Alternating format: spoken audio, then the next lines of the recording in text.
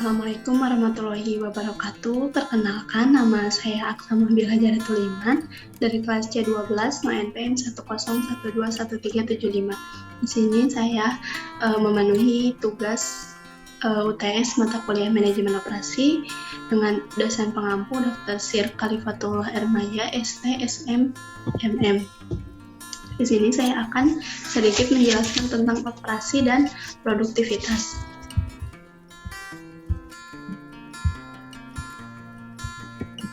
Revolusi adalah suatu perubahan yang berlangsung secara cepat dan menyangkut dasar atau pokok-pokok pada kehidupan.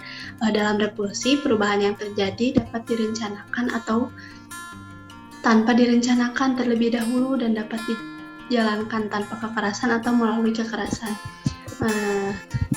Yang pertama, revolusi 1.0 adalah era yang terjadi pada abad ke-18 sekitar tahun 1760 sampai 1840 dan ditandai dengan adanya penemuan mesin uap pada tahun 1776 oleh James Watt di negara Inggris sehingga membawa perubahan besar di berbagai sektor. Yang kedua, revolusi 2.0 adalah era revolusi yang terjadi sekitar abad ke-19 tahun 1870-an dan berfokus kepada efisiensi mesin di setiap lini atau assembly line dan dalam proses produksi karena ditemukannya tenaga listrik. Yang ketiga, revolusi 3.0 era yang terjadi sekitar awal abad ke-20 tahun 1970 dan dipicu oleh perkembangan mesin-mesin pintar seperti komputer dan software, berbagai teknologi otomasi yang perlahan menggantikan peran-peran manusia di lapangan. Pada era inilah dimulailah digitalisasi khususnya di dunia industri.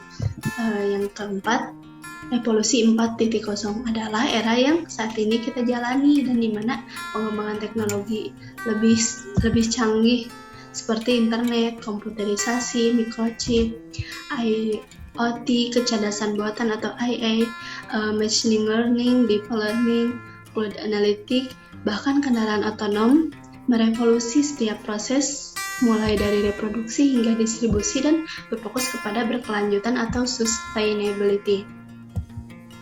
Selanjutnya, tindakan yang dilakukan Indonesia dalam menghadapi revolusi 4.0.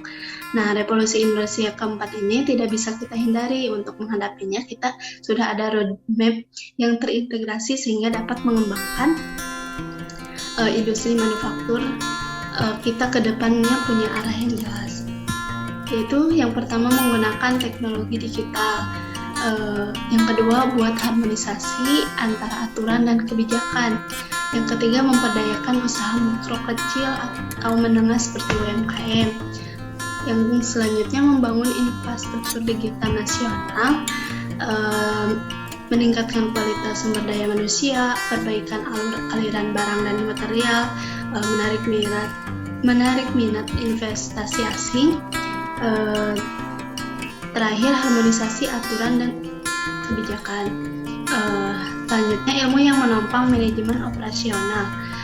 Pentingnya mempelajari manajemen operasional itu, yang pertama, manajemen operasional itu merupakan salah satu fungsi utama yang harus ada di semua jenis organisasi, sehingga apabila akan mengelola organisasi maka mau tidak mau mempelajari konsep manajemen operasi. Yang kedua, dengan mempelajari manajemen operasi, kita dapat mengetahui seluk-beluk dan berbagai hal yang berkaitan dengan cara berproduksi barang maupun jasa. Yang ketiga, dengan mempelajari manajemen operasi, kita dapat memahami dan mengerti dengan benar apa yang seharusnya dilakukan oleh manajer. Manajer operasional penting sekali untuk dipelajari. Hal ini dapat diartikan efektivitas dan efisiensi manajemen operasi ini akan berdampak besar pada perusahaan. Nah, pengertian manajemen operasional ini adalah bidang manajemen yang berkaitan dengan pengawasan, perancangan, dan pengendalian proses produksi serta perancangan ulang operasi bisnis dalam produksi barang atau jasa.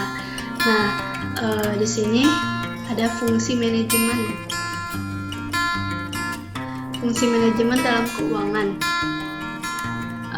Keuangan adalah komponen yang penting dalam pengolahan operasional. Penting untuk memastikan bahwa seluruh keuangan telah digunakan sepenuhnya dijalankan dengan benar untuk memastikan pencipta barang dan jasa yang dioptimalkan. Yang kedua, strategi. Saat menggunakan strategi dalam mengelola operasional ini mengacu pada taktik, pada perencanaan yang dapat membantu lewat optimalisasi sumber daya dan pengembangan keunggulan kompetitif dan bisnis lain. Yang ketiga, operasional. Fungsi manajemen operasi adalah berkaitan dengan perancangan, pengolahan. Ini juga adalah fungsi utama manajemen operasi dan secara efektif akan membantu dalam mengubah bahan mentah dan usaha manusia menjadi barang dan layanan tahan lama yang dapat dimanfaatkan oleh konsumen. Yang keempat, desain produk. Nah, desain produk baru yang tersedia ini penjual produk menjadikan jauh lebih sederhana. Salah satunya, tugas utama pengolahan operasi adalah memastikan bahwa suatu produksi dirancang dengan baik dan mematuhi tren pasar serta memenuhi kebutuhan konsumen. Yang terakhir, pertahankan kualitas. Nah, dengan mempertahankan kualitas yang lebih baik, tidak akan ada kompromi untuk kualitas produk yang terbaik. Nah, fungsi utama organisasi yang pertama, fungsi perencanaan atau planning adalah suatu kegiatan berupa tujuan perusahaan dan diikuti dengan berbuat berbagai rencana untuk mencapai tujuan yang telah ditentukan tersebut. Merencanakan berarti mengupayakan penggunaan sumber daya manusia, sumber daya alam, dan sumber daya lainnya untuk mencapai tujuan. Contoh dalam dunia perkuliahan, misalnya di perkuliahan diperlukannya perakiran dalam mencapai suatu tujuan untuk mencapai target dalam pembelajaran individual maupun dalam organisasi. Terus menentukan atau menetapkan penggunaan sumber daya yang disediakan untuk mengoptimalisasikan pelaksanaannya kuliah.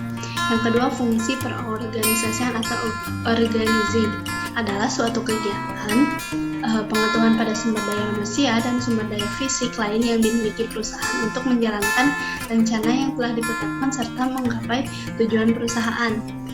Contohnya seperti kalau misalkan di perkuliahan itu dalam menegaskan tanggung jawab setiap anggota itu ikut andil gitu dalam suatu organisasi dan juga dapat menentukan kewenangan dalam setiap anggotanya. Terus adanya timbal balik di dalam suatu organisasi itu, salah satunya anggota harus saling merealisasikan maksud berdirinya organisasi itu untuk apa, terus menegaskan sasaran dan tujuan itu untuk bersama-sama.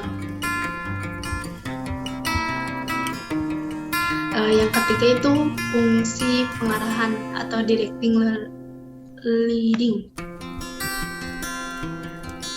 Adalah suatu fungsi kepemimpinan manajer untuk meningkatkan efektivitas dan efisiensi kerja secara maksimal serta menciptakan lingkungan kerja yang sehat, dinamis, dan lain sebagainya. Contohnya di dunia perkuliahan, mengarahkan kepada setiap anggota untuk mempergunakan waktu dan kesempatan dalam menjalankan suatu kegiatan organisasi menghasilkan tujuan sesuai dengan rencana gitu. Jadi terus memberikan semangat gitu kepada mahasiswa yang lain yang ikut andil dalam suatu organisasi untuk mencapai tujuan bersama-sama. Yang keempat itu fungsi pengendalian atau controlling, adalah suatu aktivitas menilai kinerja berdasarkan standar yang telah dibuat untuk kemudian dibuat perubahan atau perbaikan jika diperlukan. Contohnya itu pengendalian setiap mahasiswa yang ikut bergabung dalam suatu organisasi yang ada atau untuk menggunakan sumber daya yang baik. Terus memperhatikan kinerja dan mengoreksi pekerjaan anggota agar menjadi tujuan sesuai dengan rencana yang telah ditetapkan.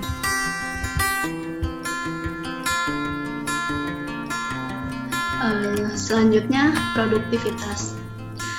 Produktivitas adalah menetapkan hasil yang ada di yang diinginkan dengan sedikit waktu dan usaha. Saat Anda mencoba memahami cara menjadi produktif, yang sebenarnya Anda adalah cara untuk mencapai tujuan gitu, sambil memiliki waktu untuk hal yang penting. Contohnya, kita selalu memiliki 24 jam itu dalam sehari kan. Produktivitas adalah mampu memaksimalkan waktu tersebut digunakan untuk apa gitu. Dengan kata lain, bekerja lebih cerdas bukan lebih keras. Intinya arti produktivitas itu bagaimana seseorang bisa menghasilkan lebih banyak output dengan waktu yang sedikit atau terbatas. Semakin banyaknya output yang dihasilkan, maka tingkat produktivitas kita akan semakin tinggi. Nah, di sini ada contoh soal produktivitas. Produktivitas itu dirumuskan dengan output yang dihasilkan dibagi dengan input yang digunakan. Contohnya itu, jika output yang dihasilkan misalkan 1000,